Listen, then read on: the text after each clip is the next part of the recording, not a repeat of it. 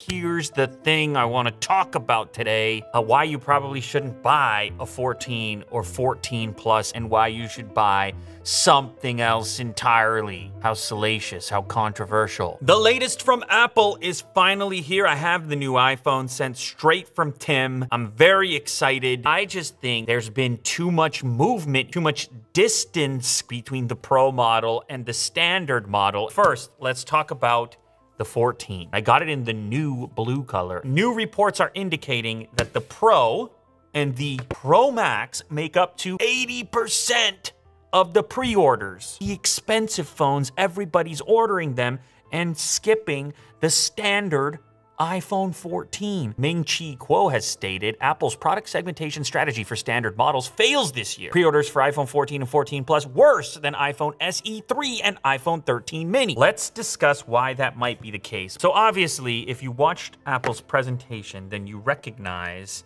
that this phone has a little bit more in common with the previous generation, excluding the fact that it has a new blue tone, which actually I'm kind of a fan of. I'm not gonna lie about that. Camera layout looking quite similar. Build, aluminum around the outside. SIM trays, Canadian models. If you haven't seen my video all about this eSIM fiasco, go watch that video. We have no dynamic island. We have the old school notch outside of this slightly altered bluish tone. We have a device that looks a lot like the previous generation. These things matter to people. 240 million of the 1 billion iPhones in the wild have been there for 3.5 years at this point. So people tend to hang on to these things. And when they do upgrade, they're gonna want the thing that appears to be new. That'll give you your first glimpse at the notch. Been the same since, I don't know, all the way back to the iPhone 10 at this point. Inside of this package, pretty much just a cable. Let's talk about price. This guy right here is starting at $800. That's the problem. This is an extremely premium price already. Now you can get yourself into a 14 Pro starting at $999. What does that do for you? For one, it gives you that dynamic island that I was referencing, but it also gives you the A16 Bionic, a more advanced phone from a chip perspective compared to the A15 that's on the regular iPhone 14 and 14 Plus. We've also got this new 48 megapixel sensor, which is the biggest that Apple's ever approached. And they're using those 48 megapixels in an interesting way in order to improve low light performance by piling those pixels together. That's an exclusive feature. You know what else is exclusive? How about the fact that we have a purple iPhone? I like that. I'm partial to that. Look at the size of the camera units on this thing as well. iPhone 14 has the aluminum lightweight build compared to the polished stainless steel surgical grade, as well as the matte finish glass on the back. You're telling me that the gap between these two phones is only $200 when you're already spending $800? This one is gonna be brighter. 2000 nit peak brightness, that's 200 extra nits. I am a nit counter. ProRes for video, Pro Raw for photos. That's also gonna be exclusive to the Pro model. This is also finally featuring always on display and a 120 Hz refresh compared to 60.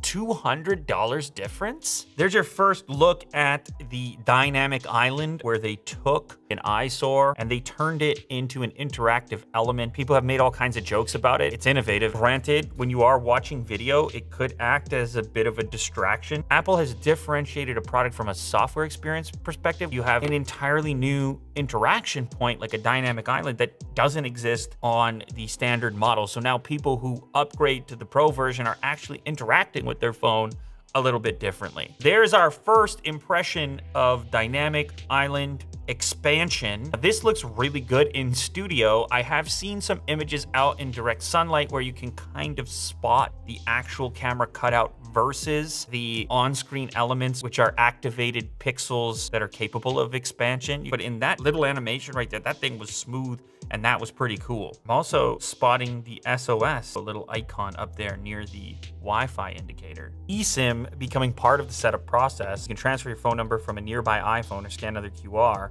provided by your carrier. Emergency SOS coming fall 2022. Emergency SOS via satellite. Also, the crash detection also going to be on here. Let me just get some more nits going on. That's a nice looking screen. Nothing wrong with that. For sure, the most ambitious camera section I've ever seen. Those babies are popping out. That's a lot of glass as far as a smartphone goes. You know, I'm going to throw a little bit of protection on there. Newest later case iPhone 14 Pro Cyber Edition. These are available for all of the new iPhones. Slim protection for the back, some coverage over the camera area. I like to keep my phones as slim as possible, and I want to appreciate just how sleek the manufacturer made the device, so I throw these on. It just provides a little bit of grip and stops these slippery devices from sliding out of your pocket without ruining the phone experience. You hardly notice that you're wearing a case, and then when you place it down on its back, it's sitting on the case components instead of the camera components. The entire point is to give it a little bit of protection, stop it from sliding out of your pocket, and not ruin the smartphone experience with these slim and sleek smartphones we have in 2022. And the other thing we've got are the uncompromising screen protector from Latercase. These are incredibly easy to install. Everything you need is inside of the package. It's a pack of 2. It feels like you're touching the display. When you combine one of these screen protectors with the ultra slim Latercase, you're actually getting front and back protection, but still feeling like you're interacting with the naked smartphone. This combination is something I would highly recommend. This is the 14 Pro Max. I assume this will be the battery champion amongst the new iPhones. Just keep in mind, this is also gonna be your most premium price tag, and this thing is going to feel like an enormous phone. So if you're gonna put a case on this one, then definitely look for something slim like the Latercase, because otherwise this is turning into an iPad. This is a big phone. Just be aware, even for me with average to large size hands, this thing is still a big phone. I am really liking this deep purple color though. Look at the scale difference of those two. Now let's quickly bring back the iPhone 14. They both look good. Should we get our little sensor out? Yeah. My screen luminance meter, once again, my favorite new gadget. These things are not extremely precise, but it gives you an idea of the brightness difference. These things are both gonna output more peak brightness when they are flooded with tons of ambient light as compared to just manually attempting to max them out. In the adaptive mode outdoors, they will reach a higher brightness. Right? What? Interesting discovery. In this setting, which again is not a peak brightness setting, max manual brightness indoors, 552 on the Pro model versus 595 on the standard model. However, I'm confident that in ambient light, bright ambient light, that peak performance will come out on the Pro model. That's why this gadget is fun. You never know what you're gonna find. Okay, so I've pretty much discounted the iPhone 14 this year. I think you should totally skip it. However, these phones are interesting. And one of the things I've been liking about what Apple's been doing recently is this battery life stuff. It's one of the reasons I might personally consider using the big model, even though I feel it's a little bit unwieldy, is that a word? I'm currently carrying around a folding phone, but this one is just like wide. It's funny, maybe I've just gotten used to the narrowness, like holding it like this and using the front display. So I end up actually using it like this a lot, and my thumb has no trouble reaching the far side of the screen because it's tall. Whereas over here, as you can tell, this is about as wide of a gap as you're gonna cover versus the standard Pro model, which kind of gives you something a little bit more comfortable. Max or regular Pro? I go for the little guy. Little guy, non-Pro. I'm curious about the island. You need an island in your life. I'll give it a shot. For $200 extra, sir, I'll give you an island. I'll pay for it. Sure. Okay, thanks, man. Appreciate it. Oh, did you want to do a fist bump or something? Did you just do that? I did thumbs up, but we can do a fist bump. Yeah, we could do a fist bump. No, it's fine. I just want to bring out my brightness thing one more time here. So 590 non-Pro model. 549, so right around that 550 Pro, not Max. Interesting, 562 Pro Max. I don't doubt Apple's specifications. People should know the circumstances in which you're going to achieve the brightest performance. In most cases, it means you actually have to be on adaptive mode in sunlight to get that peak. We're good. Ooh, Listen. speaker performance. Hearing the sound of a beard hair on this pop filter is like crinkly. Crinkly. Yeah, it's like a crinkly kind of sound. These sound great. Apple's been good at this for a while now. This is exactly what I would expect, whether it's their MacBooks or their iPhones or their iPads. They put that extra attention into audio performance. You know what I was listening to right there? What's that? For a second, I was just hearing the sound of a beard hair on this pop filter. Wait a second. The Big Daddy crinkly. Oh my God. Crinkly. The Crinkly non-Pro kind of sounds sound. better. Am I insane? The Pro Max. There's a video. We got these new iPhones in. This might have a slight bit more low end. That's the Pro model, but the other one is louder. The other thing I want to mention, just going back and forth between these phones, how much lighter this thing is. You notice the difference. If you want a very lightweight phone, the aluminum model, I guess, has that advantage going for it. But it doesn't matter because I talked about all those features and I told you already, you're not buying the regular iPhone 14, not this year. I have a hypothesis. The dynamic island becomes muddy. I don't know.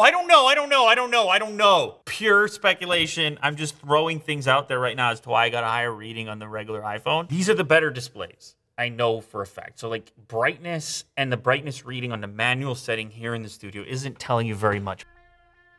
Ooh, so dynamic. Even Will's over here. And there's a camera lens right there. Everybody is excited about islands now. Dynamic flavor. There's my timer.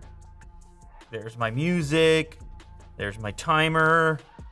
There's my music. I don't know. I can spot where it's screen versus sensor / camera. I can spot. It's not an issue. Don't let anyone scare you about that. I just like the fact that they turned it into a feature because everyone hates that location.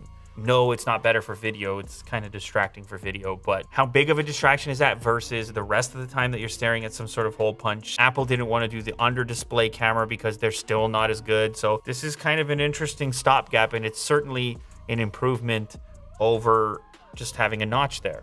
Feels newer, and I can tap on it. Wow, this thing stood the test of time. Was I bending an iPhone at the time?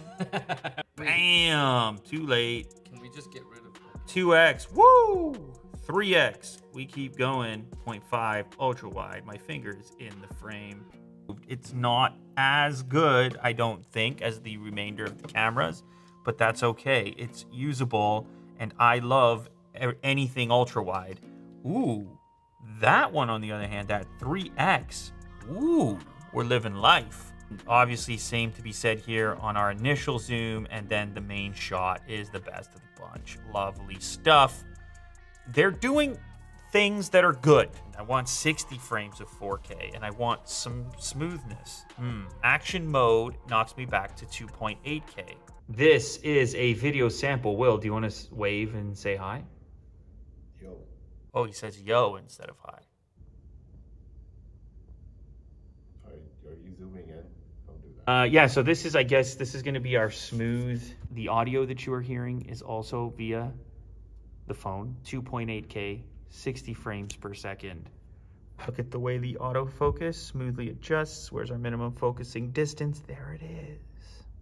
iPhones have always been good with video, particularly the Pro models, and especially now that they have extra features like this crazy new stabilization, which is gimbal-like, and then obviously ProRes as well. It's gonna be a little more lightweight on your editing software. So when you throw it in there, you're just cruising around instead of having any type of funky video codec that may not perform as well. iPhone selfies has always been a bit weird in terms of skin tones and stuff, at least for me, where it looks like I can't get rid of the beautiness of it. Oh, it's better. It's much better than it's been in the past. These are improvements. Now, keep in mind, I haven't been using it exclusively an iPhone in a long time. In fact, who knows, maybe there's an upcoming video switching to iPhone after 3 years on Android. Lifelong Android user switches to, I'm not though, I've had every iPhone. It's just that I haven't used one exclusively in a really long time. They definitely improve what the software is doing on the selfie photos. Way more natural, man. Yeah, it's looking so much more natural. I did an entire video on this, how I couldn't really turn off Apple's beauty mode. Like there was You could tweak it ever so slightly. It was in the software, inside of the knurl. By the looks of it, they've tweaked it in such a fashion that I find to be far more accurate to life. Go there and then go up to my face, Mo. That's my face. Go back. There's more contrast. It's more believable. It's like falling off the edge. The numbers. Anyway, this is new software. Come on, guys. Okay, listen, this is an unboxing video. I'll use the thing. I'll use it.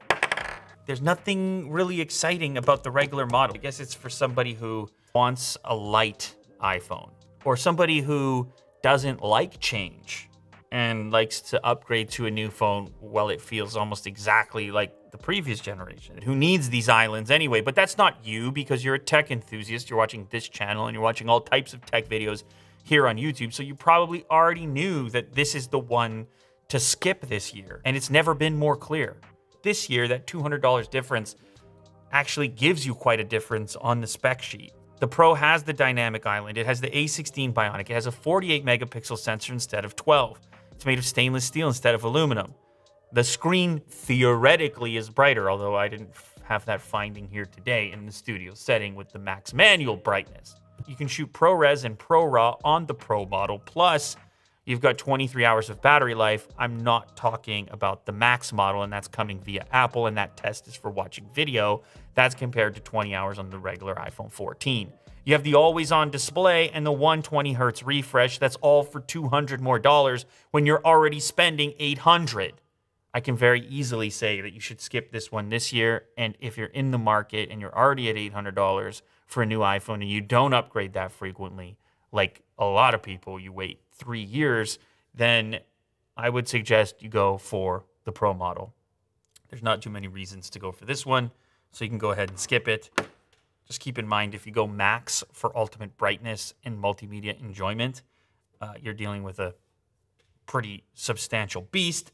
So my pick is probably this guy right here, the iPhone 14 Pro. It's still extremely pricey. No, you do not need to spend $1,000 to get a nice smartphone in 2022. But if you are determined to have an iPhone for 2022, from 2022, then this is probably the one to get. Skip the regular iPhone 14.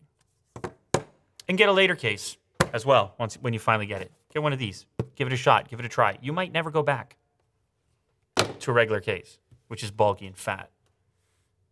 You know how that goes. This episode has been sponsored by Henson Shaving. Discover a high-quality double-edge razor, AL15. These are made of aluminum, a robust feeling, timeless type of design, some grip on the handle. This piece unscrews, and your blades will be installed here. So never mind those expensive monthly plans for sharp blades. These are gonna come in at $49 for 2 years worth of shaving. And then another 2 years worth of blades can be purchased for $15 after that. It's not about the number of blades that you use for shaving. It's not about some sort of fancy or futuristic design. This is tried and true. It's about having sharp, high-quality blades. Designed, manufactured, and packaged in Canada. Apply mild pressure. The shaving angle is achieved by the design of the head. This design works well not just for faces, but also for those that shave their heads. Hey Mo, want a haircut? It's precision work here, Mo. Ooh, such fine tolerances. You can see that wonderfully sharp blade extending over the edge, and the cutting angle maintained by the entire shape of the aluminum head. Super easy installation. How about this? Another color option. These are timeless designs. Like, that's never gonna go out of fashion. Oh, wow. I don't see this one listed on the website, but it is also very cool. A little bit more sporty, I suppose. So never mind 20 bucks for a 4-pack of razors, those refillable ones that you buy at the drugstore. Never mind paying a high monthly fee to always have sharp blades. The point here is that you're gonna be able to spend like 50 bucks over a couple of years. And then the refill for like another 2 years is gonna be around 15 bucks, all while handling an expertly crafted, wonderful to hold, timeless design. All right, so here's the best part. If you want to upgrade your shaving game and pick up one of these timeless designs for yourself, you got a special code because you're an Unbox Therapy viewer. Use the code Unbox Therapy to get 100 extra blades for free with the purchase of one of these razors. Thank you to Henson Shaving for sponsoring this episode.